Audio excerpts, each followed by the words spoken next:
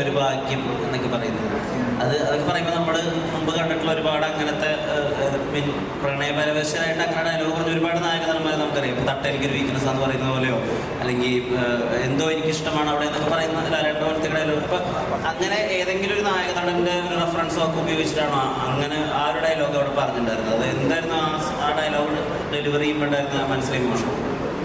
ആ ഡയലോഗ് ഞാനാണ് പറഞ്ഞത്. പക്ഷെ അത് സ്ക്രിപ്റ്റിൽ എഴുതിയത് സ്ക്രിപ്റ്റ് റൈറ്ററും അവരാണ്. അവരിത് എഴുതുമ്പോൾ ഞാനത് പറയുന്നു. പിന്നെ അങ്ങനെ ആ ചോദ്യത്തിൽ അങ്ങനത്തെ ഒരു ഇമോഷൻ ഉണ്ടായിരുന്നു.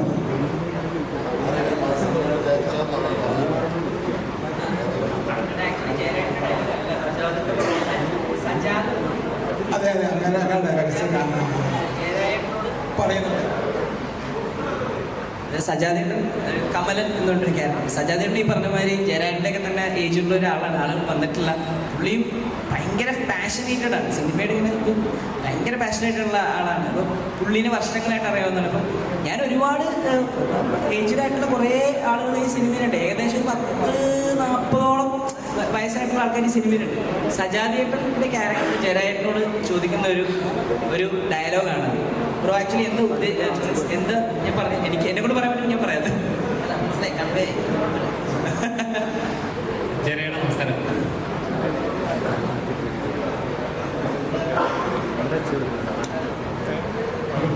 ചേട്ടാ, 40 വർഷത്തെ ഈ ഇൻഡസ്ട്രിയിലുണ്ട്. ഒരുപാട് കഥാപാത്രങ്ങളും മലയാള സിനിമ ചെയ്തു. പക്ഷെ നോട്ടബിളായിട്ട് 1-2 കഥാപാത്രങ്ങൾ വരും. ഇപ്പം നായക വേഷത്തിൽ ആദ്യമായിട്ട് വരുന്നൊരു ചിത്രം വൈകിപ്പോയി തോന്നുന്നു. വൈകിപ്പോയിട്ടില്ല. തന്നെയാണ് സമയം എന്നാണ് എനിക്ക് തോന്നുന്നത്. ഇതൊക്കെ തന്നെയാണ് സമയം. ലൈഫിലെ നല്ലൊരു പ്രായം മുഴുവൻ ചെറിയ കഥാപാത്രങ്ങൾ ഈ ഒരു പ്രായത്തിൽ നായകനായിട്ട് ഉണ്ടാകുന്നത് അങ്ങനെ ചെറുതിട്ട് ചെയ്തത് കൊണ്ടാണ് എനിക്കിപ്പോൾ നായകവേഷം ചെയ്യാൻ പറ്റിയതെന്നാണ് എന്ന് പറഞ്ഞാൽ നമ്മൾ പണ്ടുള്ളവർ പറയാറുണ്ട്, ഒരു കല്ല് അടിച്ച് പൊട്ടിക്കുമ്പോൾ 10 പ്രാവശ്യം അടിച്ചിട്ടുണ്ടെങ്കിലും ഈ 10 അടിയും അത് പൊട്ടാൻ വേണ്ടിയിട്ടുള്ളതാണ്. അവസാനത്തെ അടിയിലല്ല അത് പൊട്ടുന്നത് എന്ന് പറയുന്ന കാര്യം. ഇത്രയും ചെറിയ വേഷങ്ങൾ ചെയ്തത് കൊണ്ടാണ് പിന്നെ എനിക്ക് ആ വേഷം തരാൻ വരെ ഇതായതും ഇത് ചെയ്ത് പ്രതിഫലിക്കാൻ പറ്റിയതെന്നാണ് എനിക്കത് പറഞ്ഞത്.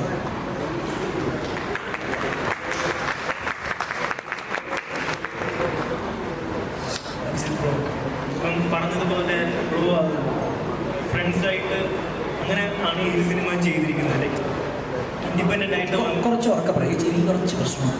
ഓക്കെ, അപ്പോൾ ഇൻഡിപെൻഡൻ്റ് ആയിട്ട് സിനിമയിലേക്ക് വന്ന ഒരാളാണ്. അപ്പം എല്ലാവരും പറഞ്ഞതുപോലെ ഒരു ക്വാളിറ്റി പ്രൊഡക്റ്റ് ചെയ്തിട്ടുണ്ട് എന്ന് നമുക്ക് മനസ്സിലായി. സോ താങ്കളെപ്പോലെ ഒരുപാട് ആളുകൾ അല്ലെങ്കിൽ കഴിവുള്ള ഒരുപാട് കലാകാരന്മാർ ആരെ അസിസ്റ്റ് ചെയ്യാതെ അല്ലെങ്കിൽ ഇൻഡിപെൻഡൻ്റ് ആയിട്ട് വർക്ക് ചെയ്യാൻ ആയിരിക്കുന്ന ഒരുപാട് പേരുണ്ട്. സോ അങ്ങനെയുള്ളവർ എന്ത് രീതിയിൽ ഫോളോ ചെയ്താലായിരിക്കും ഒരു സിനിമ ചെയ്യാൻ സാധിക്കുന്നത്? സീരിയസ്ലി ഈ പറഞ്ഞ കാര്യത്തിനകത്ത് എനിക്ക് 2 തരത്തിലുള്ള ഉത്തരം പറയാനുണ്ട്. അതായത് സിനിമ എന്ന് പറയുന്ന ഒരു മാധ്യമത്തിലേക്ക് ആളുകൾ വരുന്നത് ഒന്ന് പൈസ കണ്ടുവരുന്നവരുണ്ട്, ഫെയിം കണ്ടുവരുന്നവരുണ്ട്. ഞാൻ കോലുമിഠായി എന്ന് പറഞ്ഞ സിനിമ ചെയ്യുന്ന സമയത്ത് എനിക്ക് ആ പൈസയും അങ്ങനത്തെ ഫെയിമും സംഭവമൊക്കെ എനിക്കത് ഇൻട്രസ്റ്റഡ് ആയിരുന്നു.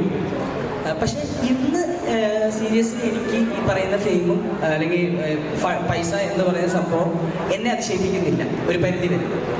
നമുക്ക് ജീവിക്കാനായിട്ട് ഇന്നും കൂടെ പ്രതീക്ഷയെടുത്ത് ഡിസ്കസ് ചെയ്തൊരു കാര്യം. ഇപ്പം പൂർണ്ണമായിട്ടും സിനിമ എനിക്ക് ഒരു കൃത്യമായിട്ടുള്ള പാഷനായി മാറിയിട്ടുണ്ട്. സിനിമ ചെയ്യാൻ ആഗ്രഹിച്ച് നടക്കുന്ന സുഹൃത്തുക്കളുടെ കാര്യമാണ് ആക്ച്വലി ബ്രോ ചോദിച്ചത്. എൻ്റെ വഴിയെ വരാനായിട്ട് ഞാൻ ഒരിക്കലും അവരുടെ അടുത്ത് പറയില്ല. കാരണം എന്ന് വെച്ച് കഴിഞ്ഞാൽ ഇത് ഞാൻ ഒറ്റയ്ക്ക് നേടിയെടുത്തതല്ല. കാരണം എനിക്ക് ഞാൻ ഞാൻ MBA കംപ്ലീറ്റ് ചെയ്ത ഒരാളാണ്. അപ്പം ഞാൻ സംസാരിക്കും. അപ്പോൾ എൻ്റെ കൂടെ നോബിച്ചേട്ടൻ അല്ലെങ്കിൽ ജയരേട്ടൻ, മേഡം, ദീപക്, നന്ദൻ, ഇങ്ങനെ ഉള്ള ആളുകൾ എൻ്റെ സുഹൃത്തുക്കളുടെ എല്ലാവരും ഉണ്ട്. എൻ്റെ സുഹൃത്തുക്കൾ ഇവരെല്ലാവരും എൻ്റെ കൂടെ കൃത്യമായി ഉണ്ടായിരുന്നത് കൊണ്ട് മാത്രമാണ് ഈ സിനിമ സംഭവിച്ചത്. ഈ സിനിമ മൂവി ഇങ്ങനെയാണ്. ഈ പറയുന്ന ആരെങ്കിലും ഇങ്ങോട്ട് വരാൻ നിൽക്കുന്ന അല്ലെങ്കിൽ ഇങ്ങനത്തെ ഒരു കാര്യം ഒരു അറ്റംപ്റ്റ് ചെയ്യാൻ നിൽക്കുന്നവർക്ക് അവരൊറ്റയ്ക്ക് ഇറങ്ങിയിട്ട് കാര്യമില്ല. ഒരു ഗ്രൂപ്പ് ഓഫ് ആൾക്കാർ അവരെ കൂടെ കൃത്യമായിട്ടുണ്ടെങ്കിൽ ഞാൻ ഈ പറഞ്ഞ കാര്യം ആർക്കും ഈസി പോസിബിൾ. കാരണം നമ്മുടെ E4 എൻ്റർടൈൻമെൻറ്റ് CV സാരഥി എന്ന് പറഞ്ഞിട്ട് അതിൻ്റെ പ്രൊഡ്യൂസറാണ് പുള്ളി. ഞാനൊരു 7-8 വർഷം മുന്നേ പുള്ളിനെ കാണുമ്പോഴത്തേക്കും പുള്ളി ഇങ്ങനെ നമ്മളടുത്ത് പറയും, ഒരുമിടെ എങ്ങനെ സമയത്ത് പുള്ളി പറഞ്ഞാൽ നമ്മൾ ഒരു സിനിമ ചെയ്യാൻ നേരത്തെ സിനിമ ചെയ്യാൻ പൈസയല്ല വേണ്ടത്, നമ്മുടെ ഒരു പേര്, ആ പേര് ആ സിനിമ സംഭവിക്കണം. ഇപ്പം ഇന്ന് പ്രതീക്ഷേട്ടൻ പറഞ്ഞതും നിങ്ങൾ എല്ലാവരും ഇവിടെ വന്നിരിക്കുന്നത് പ്രതീക്ഷേട്ടൻ എന്ന് പറയുന്ന വ്യക്തി വിളിച്ചത് കൊണ്ട് തന്നെയാണെന്ന് എനിക്ക് വിശ്വാസം. അപ്പം അതേപോലെ ഒരു പൊസിഷനിലേക്ക് നമ്മൾ വരണം. സിനിമ ചെയ്യാനായിട്ട് ഇപ്പം ഒരു വലിയ താരം അല്ലെങ്കിൽ വലിയൊരു ബഡ്ജറ്റ് അങ്ങനെ സിനിമ ആഗ്രഹിക്കുന്നവരുണ്ട്. എന്നെ സംബന്ധിച്ച് ഞാൻ ആഗ്രഹിക്കുന്നത് ഒരു കൃത്യമായിട്ടുള്ള ഒരു കഥ, നല്ലൊരു കഥ, അതിന് കൃത്യമായിട്ടുള്ള ആർട്ടിസ്റ്റിങ്, ഞാൻ പറഞ്ഞ വലിയ ഹീറോയിൻ അങ്ങനെയല്ല, കൃത്യമായിട്ടുള്ള ഒരു ആർട്ടിസ്റ്റ് അതിനകത്തുണ്ടെന്നുണ്ടെങ്കിൽ നമുക്കൊരു സിനിമ ചെയ്യാം. ഒരു ക്യാമറ, എന്ത് പൊട്ട ക്യാമറ ആയിക്കോട്ടെ, ഇപ്പം ഇവിടെ ഇരിക്കുന്ന എല്ലാ ക്യാമറകളും വെച്ചിട്ട് ഇന്ന് സിനിമ പോസിബിൾ ആണ്. അപ്പം അത്രയും ഈസി ആയിട്ടുള്ള ഒരു മാധ്യമമായി ഇന്ന് സിനിമ മാറിയിട്ടുണ്ട്.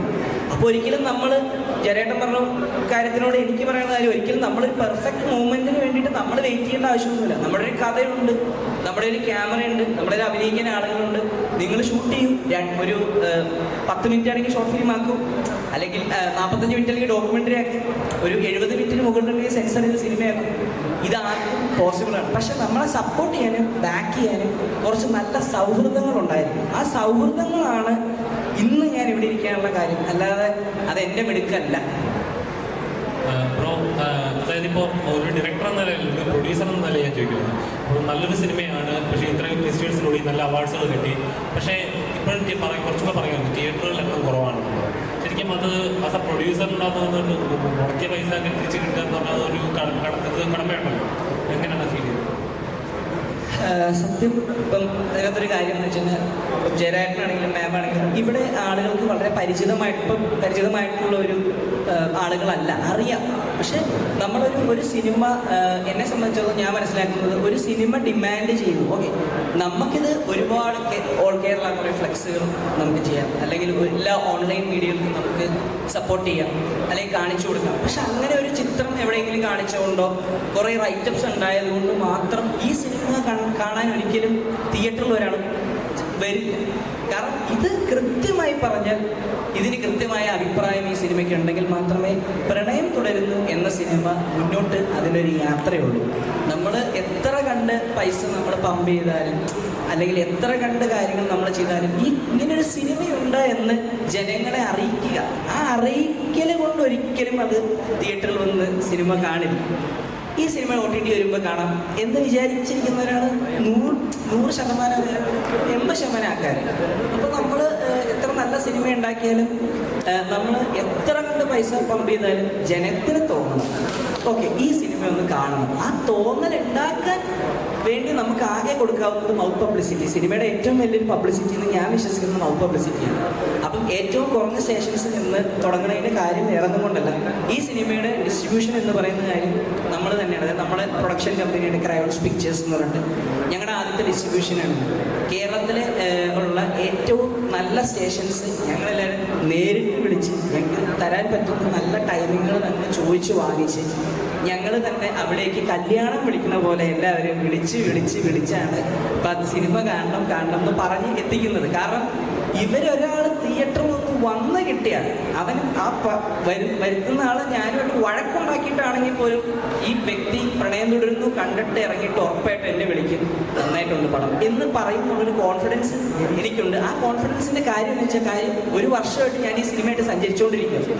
ഒരുപാട് ആളുകൾ ഈ സിനിമ കാണുന്നതും അവരതിന് അഭിപ്രായം പറയണതൊക്കെ ഞാൻ കാണുന്നുണ്ട്, കേൾക്കുന്നുണ്ട്. അപ്പോൾ എനിക്ക് സിനിമ നല്ലതാണെന്ന് എനിക്കറിയാം. ശരിക്കും പറഞ്ഞു കഴിഞ്ഞാൽ സത്യം ചോദിച്ചവർക്ക് ഞാൻ കഴിഞ്ഞൊരു 4-5 ദിവസമായിട്ട് ഭയങ്കര ടെൻഷനില്ല. എന്താ കാര്യം എന്ന് വെച്ചാൽ, നന്നായി സിനിമ വന്നു, പക്ഷെ ഇനി ഇത് ആളുകൾ കണ്ടില്ല, അല്ലെങ്കിൽ നിങ്ങൾ സ്വന്തമായിട്ട് ഡിസ്ട്രിബ്യൂട്ട് ചെയ്തു, നിങ്ങൾ പോസ്റ്റർ ഇട്ടില്ല, അവിടെ മറ്റേ ഇത് ചെയ്തില്ല, ഒരു നല്ല സിനിമയെ നിങ്ങൾ കൊണ്ടുപോയിട്ട് നശിപ്പിച്ചു എന്നുള്ള ഒരു വർത്താനം ഇനി ഉണ്ടാവുമോ എന്നുള്ള പേടിയാണ് സത്യം പറഞ്ഞാൽ ഇപ്പം എൻ്റെ ടെൻഷൻ. അല്ലാണ്ട് സിനിമ ആളുകൾക്ക് ഇഷ്ടപ്പെടുമെന്നുള്ള ടെൻഷനൊന്നുമില്ല. കഴിഞ്ഞ 3 ദിവസമായിട്ട് ഇത് തന്നെ എൻ്റെ ദൈവം, ഞാൻ ആവശ്യമില്ലാത്തൊരു പണിയെടുത്ത് തലേ വെച്ചോ എന്നുള്ള ടെൻഷനിലൂടെ തന്നെ ഞാൻ പൊയ്ക്കൊണ്ടിരിക്കണം. പക്ഷെ ഇങ്ങനെയൊരു സിനിമ ആളുകൾ കണ്ട് തന്നെ അറിയേണ്ടത്. അതാണ് പ്രണയം തുടരുന്നു എന്ന് പറയുന്ന സിനിമയുടെ വിധി എന്ന് പറയുന്നത്. വിജയമാണെങ്കിൽ അത് ആളുകൾ വന്ന് കാണും, കണ്ടാൽ ഉറപ്പാണ്. എന്നെ തെറി പറയേണ്ട അകത്ത് കയറിയാലും പുറത്തോട്ട് ഇറങ്ങി വന്നതിനെ കെട്ടിപ്പിടിക്കുമെന്ന് എനിക്ക് ഉറപ്പാണ്.